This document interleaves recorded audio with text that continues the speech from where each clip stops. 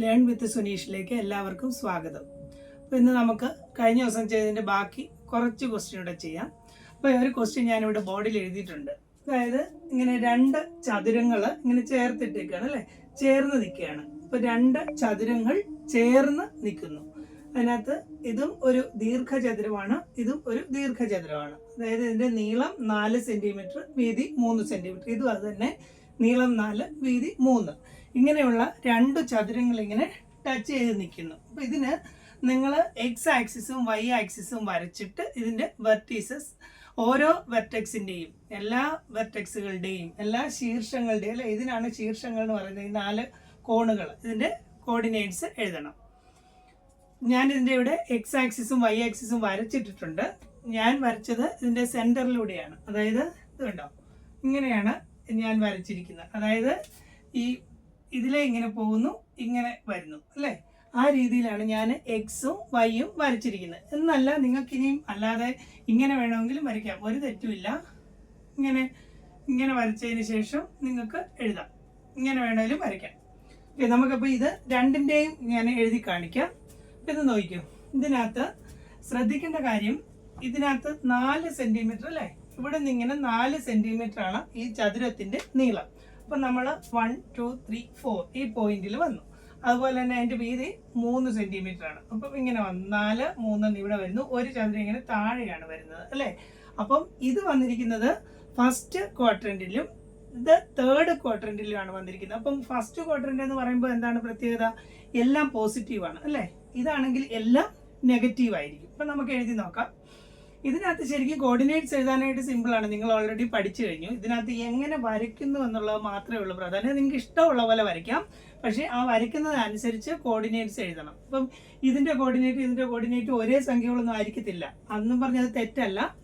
നമ്മൾ എവിടെ എക്സ് ആക്സിസും വൈ ആക്സിസും വരയ്ക്കുന്നു അതിനനുസരിച്ച് ചെയ്യാം. ക്വസ്റ്റിനകത്ത് പറയാത്ത പക്ഷം, ക്വസ്റ്റിനകത്ത് ഇന്ന രീതിയിൽ വരയ്ക്കണം എന്നാവശ്യപ്പെട്ടാൽ അതുപോലെ മാത്രം ചെയ്യും. ഇല്ലെങ്കിൽ നിങ്ങൾക്ക് ഇഷ്ടമുള്ള പോലെ വരയ്ക്കാം. അപ്പം ഞാനിങ്ങനെ വരച്ചു, നമുക്കിനി എഴുതാം. ഇത് ഒറിജിനാണ് അല്ലേ.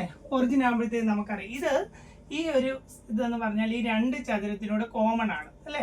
ഇത് ഇവിടെ വരുമ്പോൾ എത്രയാണ്?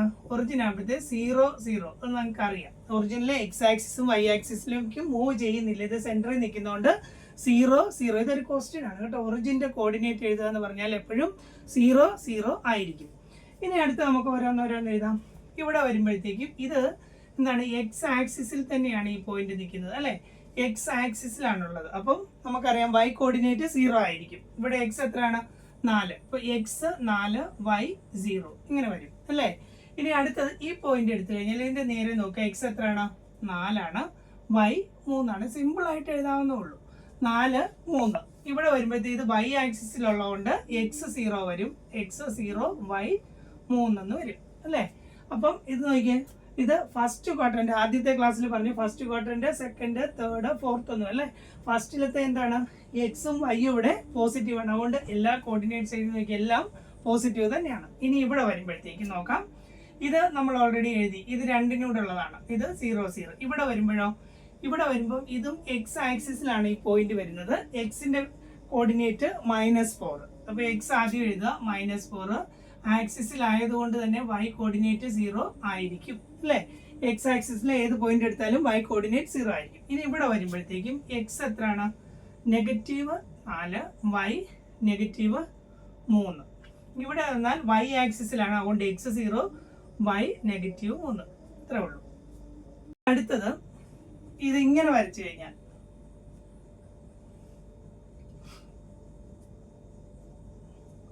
ഇങ്ങനെ ഞാൻ വരയ്ക്കുകയാണ്. X X dash, Y Y dash അല്ലേ. അപ്പൊ ഇത് 4 ആണ്, ഇതും 4 ആണ്. അപ്പൊ മൊത്തം എത്ര വരുന്നുണ്ട്? അപ്പം ഇത് 4 ആകുമ്പോഴത്തേക്ക് നമുക്ക് എഴുതാം 1 2 3 4 അല്ലേ. ഒരു 4 കൂടെ വരുന്നുണ്ട്. അപ്പൊ ടോട്ടൽ 8 വരുന്നുണ്ട്. 5 6 7 8 അല്ലേ. അപ്പൊ 8 വരെ വന്നിങ്ങനെ ഇങ്ങോട്ട്. അതായത് ഇവിടെയും 4 ഇവിടെയും 4. അതുപോലെ മേളിലോട്ട് എഴുതിയാലോ, ഇതിന്റെ 3 അടുത്തതിന്റെ 3, ടോട്ടൽ 6 വരണം ഇവിടെ വരെ അല്ലേ. അപ്പോൾ അതിനെ നമുക്ക് വിരിച്ചെഴുതാം. 1 2 3 4 5 6. ഇത്രേ ഉള്ളൂ ഇതിനകത്ത് വ്യത്യാസം. ഇതുമായിട്ടുള്ള വ്യത്യാസം ഇത്രേ ഉള്ളൂ. ഇത് നമ്മൾ സെന്ററിലൂടെ വരച്ചു, രണ്ടിൻ്റെയും കൂടെ നടുക്കൂടെ വരച്ചു. ഇതാണെങ്കിൽ ഈ സൈഡ് വഴി വരച്ചു. ഇനി ഇവിടെ വേണേലും വരയ്ക്കും, എങ്ങനെ വരും. അപ്പം എന്താണ്, എങ്ങനെ വരച്ചാലും നിങ്ങൾ എങ്ങനെ വരയ്ക്കുന്നു അതിനനുസരിച്ച് കോർഡിനേറ്റ്സ് എഴുതുക, അത്രേ ഉള്ളൂ. അപ്പോൾ ഇവിടെ നോക്കി ഓരോന്നോരോന്ന്. ഇത് നമ്മുടെ ഒറിജിനാണ്. അപ്പോൾ ഇവിടെ 0 0 വരുന്നു അല്ലേ, 0 0. അടുത്തത് ഇത് നോക്കിയേ, ഇതിന്റെ നേരെ നോക്കുമ്പോൾ ഇത് എക്സ് ആക്സിസിലാണ് പോയിന്റ് വരുന്നത് ഇത്. അപ്പം എക്സ് 4 വൈ 0 എന്ന് വരും അല്ലെ. എക്സ് ആക്സിസിലെ ഏത് പോയിന്റ് എടുത്താലും വൈ കോർഡിനേറ്റ് 0 ആയിരിക്കും. അടുത്തത് ഇനി ഇതാണ്, ഇതെഴുതാം. ഇത് എഴുതുമ്പോഴത്തേക്കും ഇതിന്റെ നേരെ നോക്കി എക്സ് എത്ര വരുന്നേ, 4. നേരെ വൈ എടുത്താലോ 3 എന്ന് വരും, 4 3. ഇനി ഈ പോയിന്റ് എടുത്തു കഴിഞ്ഞാൽ ഇത് വൈ ആക്സിസിൽ തന്നെ ആയതുകൊണ്ട് എക്സ് 0 വൈ 3. അപ്പം ഒരു ചതുരത്തിന് നമ്മൾ മൊത്തം എഴുതി 0 0 4 0 4 3 0 3. ഇനി ഇത് രണ്ടിനും കോമൺ ആണ്. അപ്പം ഇനി അടുത്ത് ഇത് 3 എഴുതിയാൽ മതി. ഇവിടെ നോക്കി എത്രയാണ് വരുന്നത്, 8 ആണ് വരുന്നത് അല്ലെ. എക്സ് 8, വൈ എത്രയാണ് 3, 8 3. ഇനി ഇവിടെ നോക്കിയാൽ വൈ എത്ര വരുന്നത്, വൈ 6 ആണ്. അപ്പം എക്സ് 8 വൈ 6. ഇനി ഇതിന്റെ നേരെ നോക്കിക്കഴിഞ്ഞാൽ ഈ പോയിന്റ് നോക്കിയാൽ അതിന്റെ നേരെ എക്സ് നോക്കിയാൽ 4 ആണ്, വൈ 6 ആണ്. ഇത്രേ ഉള്ളൂ. അപ്പൊ ഇതിനകത്ത് നമ്മൾ എക്സും വൈയും സെന്ററിലൂടെ വരയ്ക്കാം, നിങ്ങൾക്ക് ഇതിലേ വരയ്ക്കാം, ഇങ്ങനെ വരയ്ക്കാം, എങ്ങനെ വരച്ചാലും ഒരു തെറ്റുമില്ല. അതിനനുസരിച്ച് കോർഡിനേറ്റ്സ് എഴുതുക, അത്രേ ഉള്ളൂ. നമുക്ക് അടുത്ത ഒരു ക്വസ്റ്റ്യൻ നോക്കാം. ക്വസ്റ്റ്യൻ ഇതാണ്, draw an isosceles triangle, base 3 cm and height 4 cm. Find the coordinates of all vertices. അപ്പം ഒരു ഐസോസെലസ് ട്രയാങ്കിൾ വരയ്ക്കുക. അതിന്റെ അളവ് തന്നിട്ടുണ്ട്. Base 3 cm, height 4 cm. Malayalam മീഡിയംകാർക്കാണെങ്കിൽ ഐസോസെലസ് ട്രയാങ്കിൾ എന്ന് പറഞ്ഞാൽ സമപാർശ്വ ത്രികോണം. ഒരു സമപാർശ്വ ത്രികോണം വരയ്ക്കുക. അതിന്റെ അളവ് ബേസ് 3 cm, ഹൈറ്റ് 4 cm ആയിട്ടുള്ള ഒരു സമപാർശ്വ ത്രികോണം വരയ്ക്കുക. എന്നിട്ട് അതിന്റെ കോർഡിനേറ്റ്സ് ഓഫ് ഓൾ വെർട്ടീസസ്. ഇപ്പൊ നോക്കിയാൽ ഞാൻ ഇവിടെ വരച്ചിട്ടിട്ടുണ്ട്. ഈ ഐസോസെലസ് ട്രയാങ്കിൾ എന്താണ്, ഇതൊന്നും വളരെ സിമ്പിൾ ആയിട്ടുള്ള കാര്യം. കോർഡിനേറ്റ്സ് എഴുതാൻ ഒരുപാടുമില്ല. ഇതിനകത്തൊക്കെ ഉദ്ദേശിക്കുന്നതെന്ന് പറഞ്ഞാൽ നിങ്ങൾ 9 8 പഠിച്ച കുറച്ച് നിയമങ്ങളുണ്ട്, അത് നിങ്ങൾക്ക് അറിയാമോ എന്നുള്ളതാണ് ഇത് ചെയ്യേണ്ടത്. ഇത് ചെയ്യണമെങ്കിൽ ആ നിയമം അറിയായിരിക്കണം. അപ്പം ഞാൻ പറയാം, ഐസോസെലസ് ട്രയാങ്കിൾ എന്ന് പറഞ്ഞാൽ ഈ 2 വശങ്ങൾ ഈക്വൽ ആയിരിക്കും, ഇത് രണ്ടും ഈക്വൽ ആയിരിക്കും അല്ലേ. അതുകൊണ്ട് തന്നെ ഈ കോണുകളും തുല്യമായിരിക്കും. അതാണ് ഐസോസെലസ് ട്രയാങ്കിൾ. അതായത് ഈ 2 വശങ്ങൾ തുല്യമാണ്, അതുകൊണ്ട് തന്നെ ഈ ആംഗിൾസും 2 കോണുകളും തുല്യമായിരിക്കും. ഇനി ഇതിനകത്ത് നമുക്ക് എക്സ് ആക്സിസും വൈ ആക്സിസും വരയ്ക്കുമ്പോൾ ഈ കോർഡിനേറ്റ് ഇതുണ്ടല്ലോ, ഈ വെർട്ടെക്സിന്റെ അളവ് നമുക്ക് അറിയില്ല. അതിന് വേണ്ടി ഇതിനകത്ത് ഒരു നിയമം കൂടെ അപ്ലൈ ചെയ്യേണ്ടി വരുന്നുണ്ട്.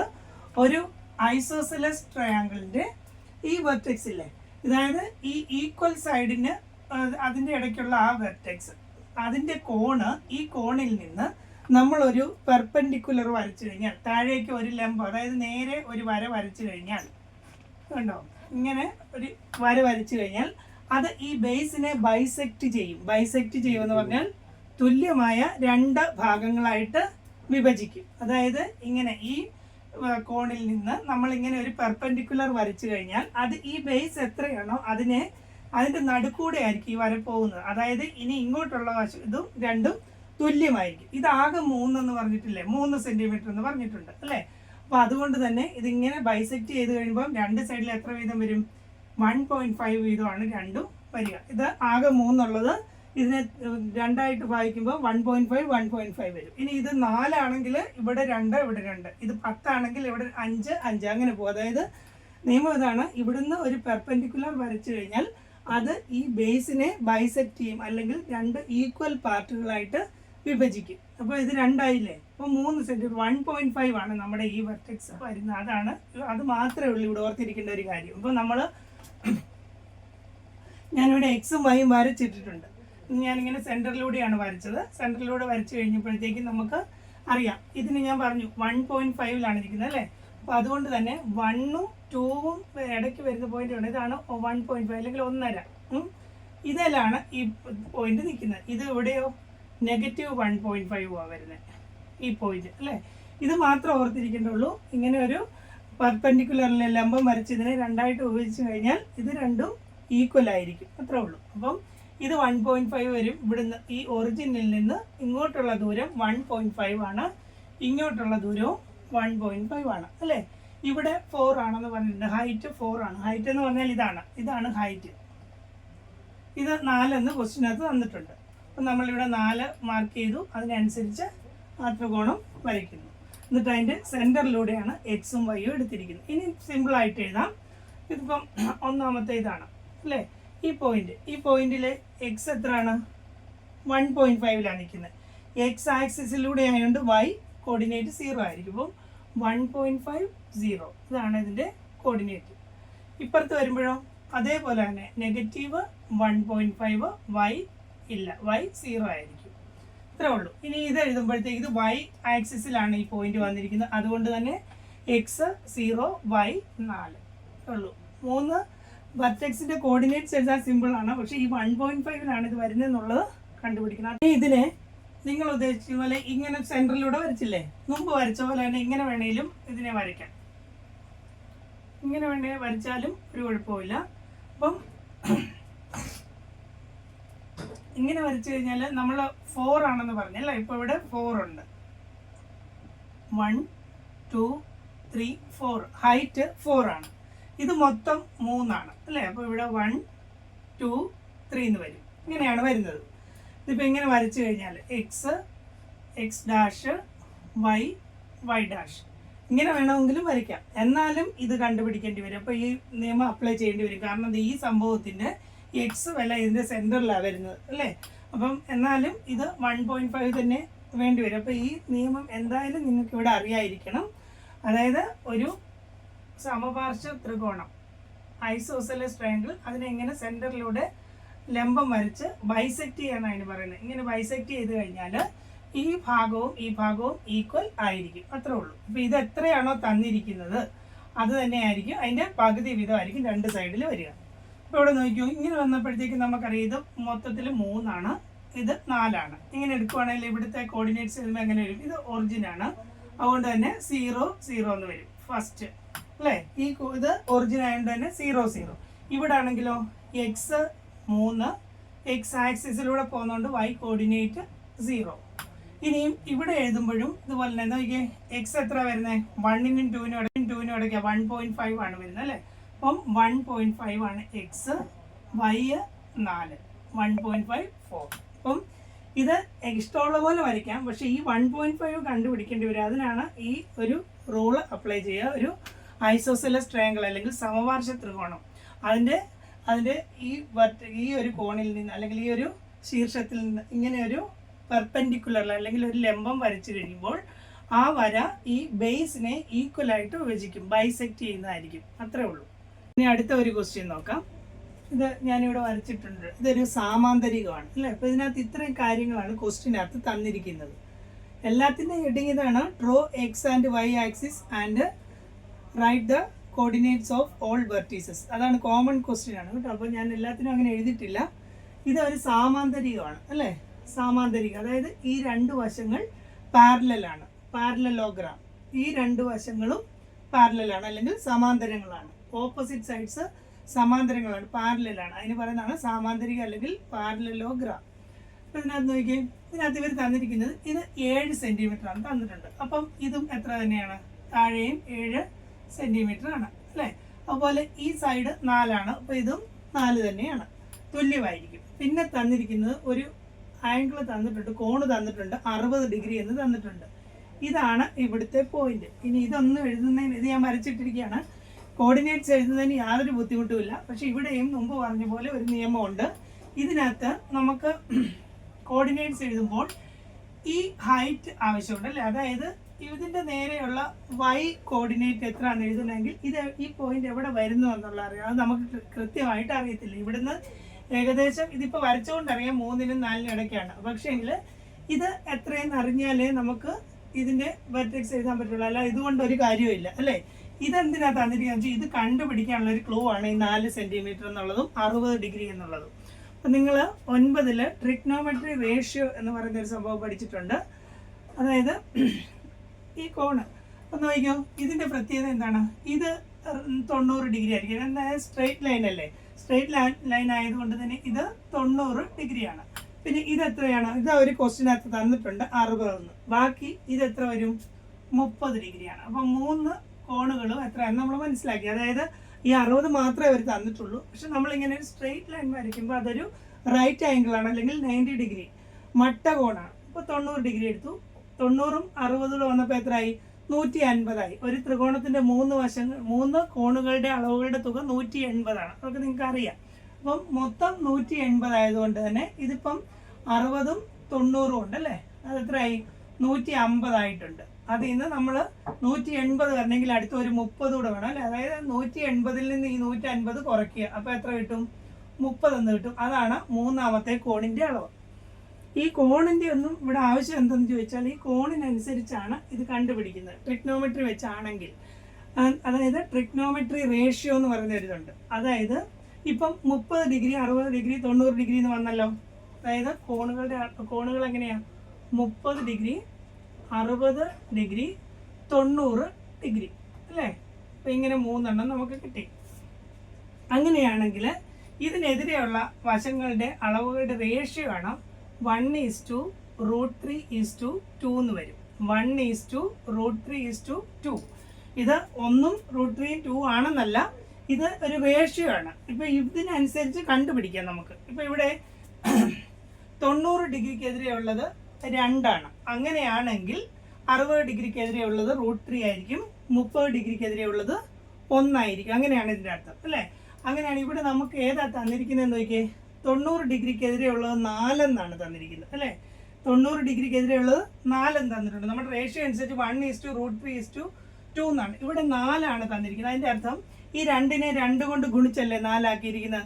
അതുകൊണ്ട് തന്നെ ഇതിനെയെല്ലാം 2 കൊണ്ട് ഗുണിച്ചാൽ ഓരോന്നിൻ്റെ അളവ് കിട്ടും. അപ്പം 60 ഡിഗ്രിക്കെതിരെയുള്ളത് കിട്ടണ എന്ത് ചെയ്താൽ മതി? ×2 ആണ് വന്നിരിക്കുന്നത് അല്ലേ.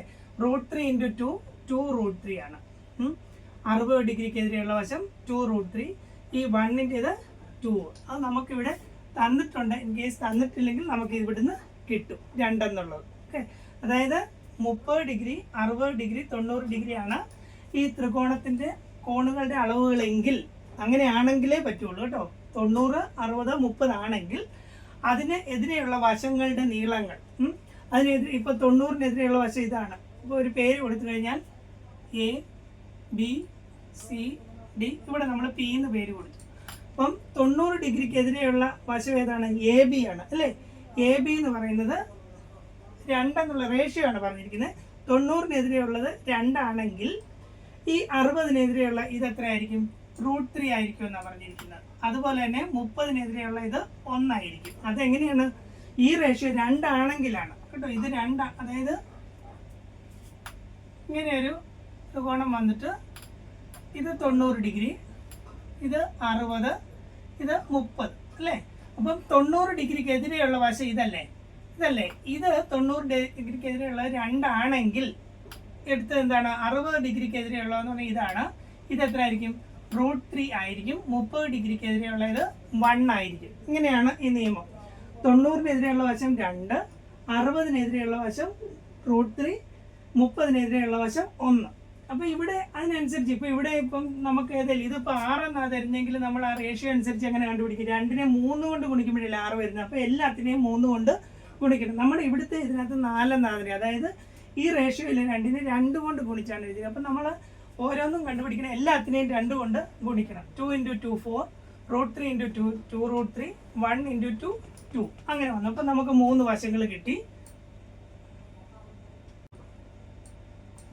ഏതാണ്? ഇവിടെ 4 ആണെങ്കിൽ 60-ക്കെതിരെയുള്ള എത്രയാണ്?